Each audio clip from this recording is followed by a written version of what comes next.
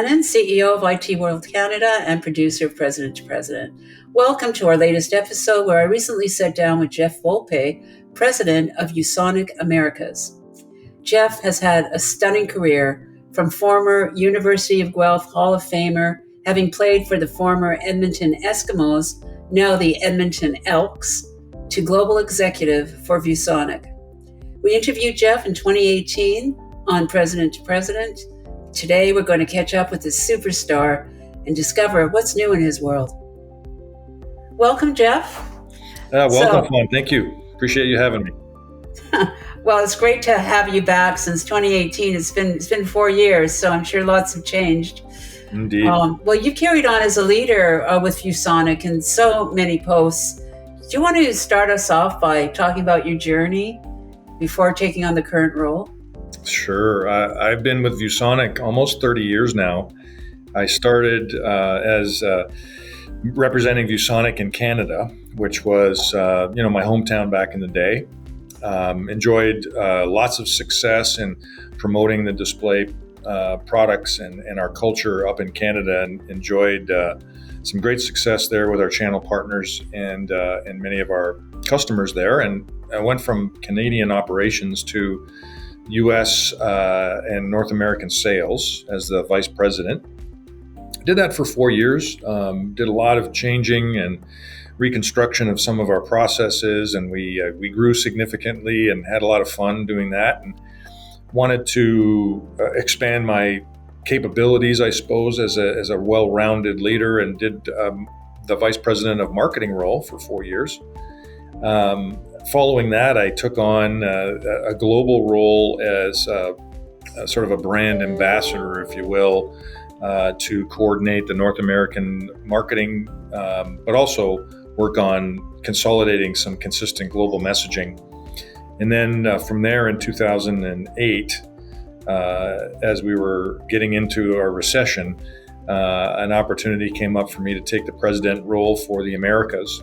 So fast forward 13 years later, I'm still the president of the Americas. We have evolved the company quite significantly and for the better, and experiencing lots of growth and diversification of our products, and gaining a lot of wisdom, and fighting through Corona and fighting through some nice prosperity as well during that time. So 30 years consolidated into 3 minutes. That's amazing. Well, ViewSonic is really all about visual engagement, as we both know, and you got a wide range of products for collaboration. Can you talk about this new landscape and the top trends that you're noting? We in ViewSonic have seen, like everyone, a dramatic shift in the way we do business. And primarily it's been brought on, maybe accelerated, I should say, because of the Corona reality to everybody, and COVID, what it's done to remote and hybrid learning and remote and hybrid business.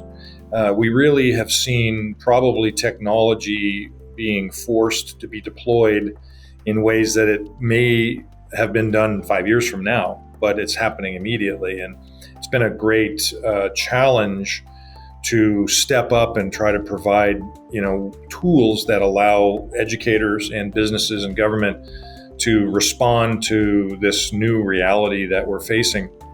Our educational business and our corporate business has really been focused on trying to provide remote productivity, hybrid productivity, and in-office productivity, where collaboration and democratization of that collaboration is as good as possible.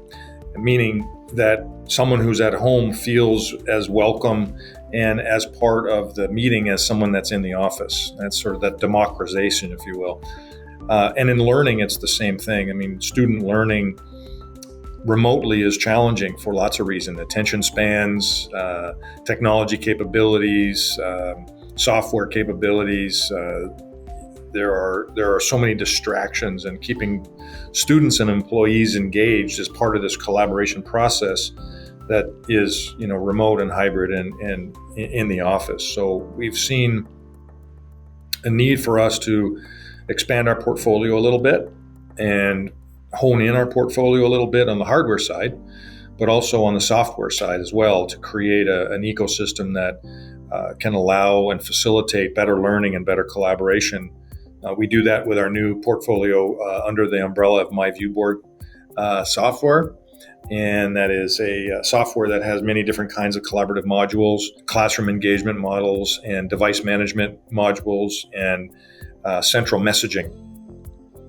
Central messaging, we believe, is important for all devices connected to that ecosystem, for education, for curriculum announcements, after school announcements, emergency announcements, which is unfortunately part of our culture around the world.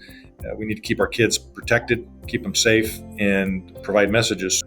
So our ViewBoard interactive displays and our software generates more revenue than monitors. So it's an exciting expansion and gives us a really good footing into both the IT market as well as the AV market, and now into collaboration in the private sector as well as advanced learning in schools throughout the Americas. So it's been, we like to innovate, right, as leaders, but sometimes markets require us to accelerate that innovation.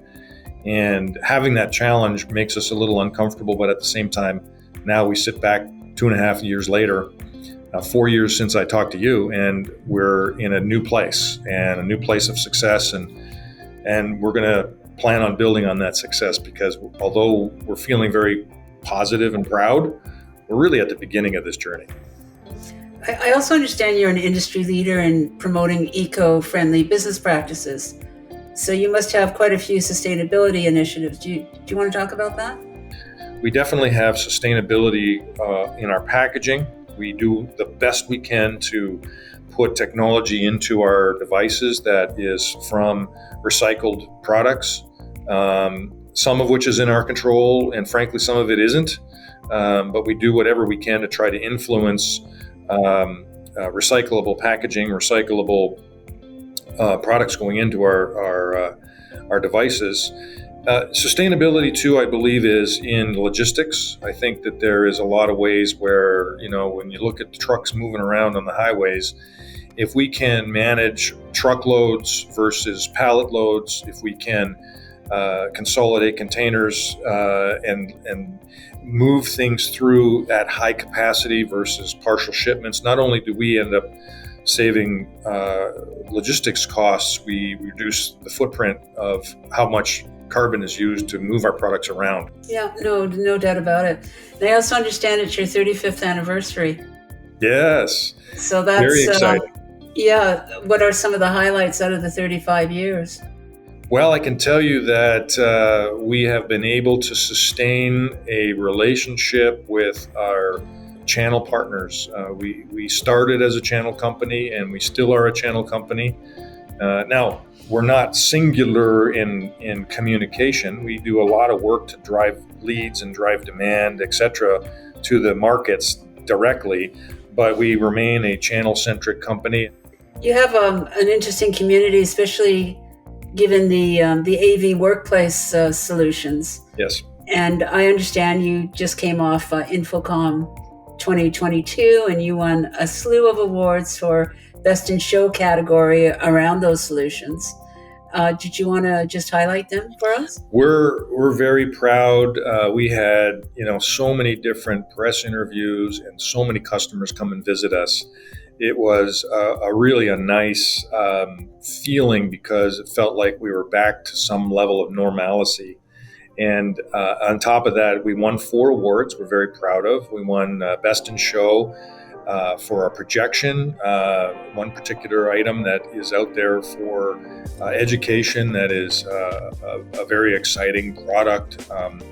We won awards in EdTech for EdTech Solutions, which is a great testament to our MyViewBoard ecosystem. And we just continue to be recognized for our productivity and innovation in our products. With all this activity going around you, how do you fit in coaching and mentoring? I'm a believer in coaching. I think that coaching is a little different than mentoring, but I think coaching is always a critical component. When there is when there's a desire to have all of your employees be successful. What are some of the most important lessons you've learned that you bring to your role?